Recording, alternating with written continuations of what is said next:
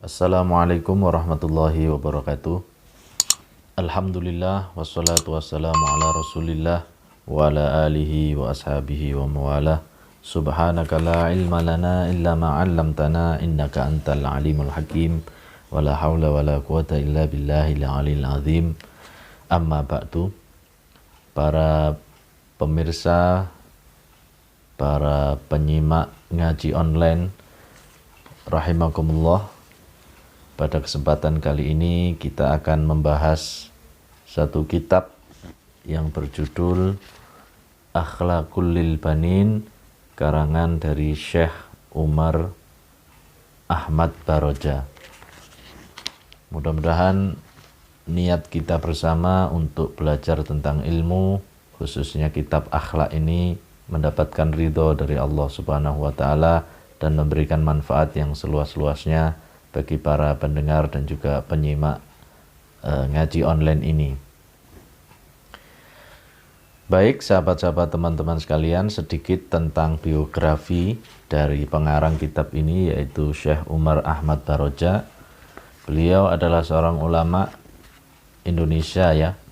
Namun secara nasabnya ini berasal dari Yaman dan masih bersambung dengan Ahlul Bait, bersambung kepada Nabi Muhammad SAW, dan di antara karya-karya beliau adalah kitab yang akan kita bahas dan akan kita baca bersama-sama ini. Kemudian beliau ini di dalam hidupnya mendedikasikan seluruh hidup, ilmu, tenaga dan juga uangnya untuk memajukan pendidikan Islam khususnya di Indonesia ini, dan makam beliau ada di kota Surabaya ya. Ini saja sekedar biografi singkat dari beliau, dan sekarang mari sama-sama kita, sebelum membaca dari kitab ini, kita bertawasul dulu membaca suratul Fatihah kepada Kanjeng Nabi Muhammad SAW, juga kepada pengarang dari kitab ini, yaitu Syekh Umar Ahmad Baroja. Al-Fatihah. A'udzubillahi minasyaitonirrajim. Bismillahirrahmanirrahim. Alhamdulillahirabbil alamin. Arrahmanirrahim. Maliki yaumiddin. Iyyaka na'budu wa iyyaka nasta'in. Ihdinas siratal mustaqim. Shiratal ladzina an'amta 'alaihim ghairil maghdubi 'alaihim waladdallin.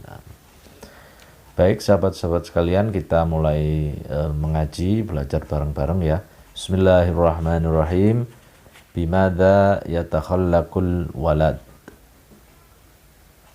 Bagaimanakah akhlak seorang anak laki-laki? Yajibu 'alal waladi ay yatakhallaqa bil akhlaqil hasanat. Wajib atas anak untuk berakhlak dengan akhlak yang baik. Min sigharihi, sedari kecil. Liya'isha mahbuban fi kibari, agar di kehidupannya nanti ketika dia sudah dewasa dia dicintai. Yardo anhu rabbuhu, Tuhannya menjadi ridho kepadanya. Wa yuhibbuhu ahluhu, dan keluarganya mencintainya. Wa jami'un nas, dan seluruh manusia juga mencintainya. Wa yahibbu alaihi aidan, dan wajib atasnya lagi ayyabta'ida anil akhlaqil qabihah, untuk menjauhi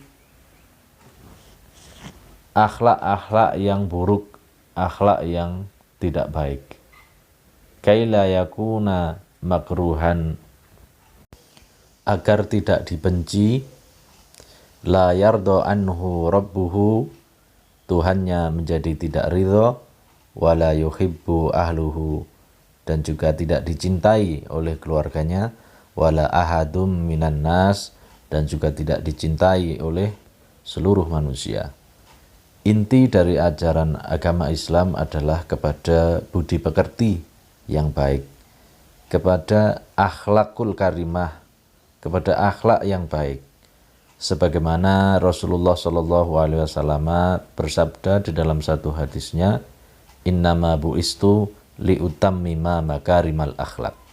Sesungguhnya aku ini diutus untuk menyempurnakan akhlak atau dipekerti yang baik. Kalau kita berbicara tentang akhlak, ini sangat luas sekali. Sebagai manusia, sebagai makhluk, kita juga punya akhlak kepada Allah. Kita punya akhlak kepada manusia, juga kita punya akhlak kepada alam, kepada hewan, kepada tumbuhan, dan kita punya akhlak kepada makhluk-makhluk lain, dimensi-dimensi lain yang kita tidak ketahui bentuk dan juga luasnya itu bagaimana. Akhlak ini adalah kunci dari baik tidaknya hidup seorang manusia. Barang siapa yang dia berakhlak baik, maka dia akan mendapatkan tempat kedudukan yang baik pula di sisi Allah Subhanahu wa taala. Barang siapa orang yang tidak mempunyai akhlak, maka orang ini akan mendapatkan sesuatu yang buruk dari akibat apa yang dia lakukan. Contoh dari akhlak yang baik ini tiada lain tiada bukan adalah Rasulullah Shallallahu Alaihi Wasallam.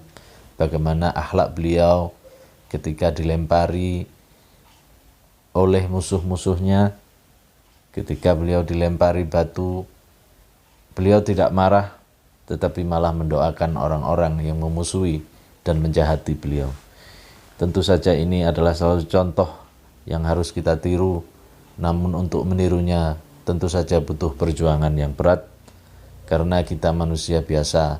Namun kalau kita latihan, kalau kita terus untuk beriadah, maka insya Allah sedikit demi sedikit kita akan bisa meniru akhlak dari apa yang sudah dicontohkan oleh Nabi Muhammad SAW. Nah, demikianlah para sahabat-sahabat sekalian, cuplikan sedikit tentang akhlak yang ada di kitab ini. Mudah-mudahan kita semua bisa meniru akhlak yang dicontohkan oleh Nabi dan juga akhlak yang telah dicontohkan oleh para pendahulu-pendahulu kita, yang dicontohkan oleh orang-orang yang soleh sebelum kita. Mudah-mudahan kita bisa menirunya. Wabillahi taufiq wal hidayah. Wassalamualaikum warahmatullahi wabarakatuh.